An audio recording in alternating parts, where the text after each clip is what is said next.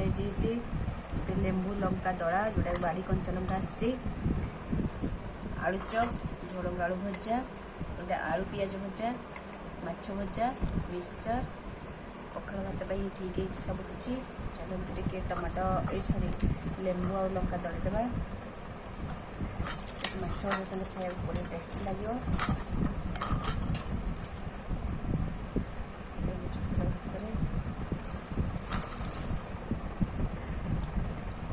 खाइबा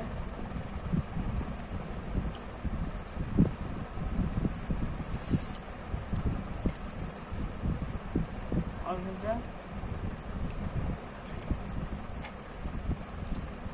माछ भजा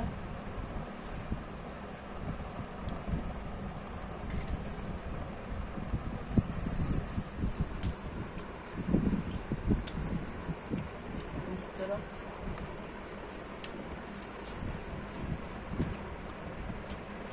आलू चप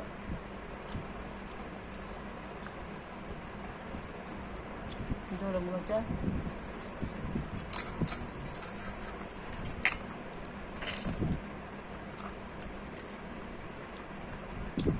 लेंबू पाक बहुत बढ़िया है खरा जो रेट हो पखाल भात सब माछ भजा बहुत टेस्टी है वीडियो भल लगे चैनल को लाइक करेंगे शेयर करेंगे सब्सक्राइब करने को जमा ही भूलें। जय जगन्नाथ।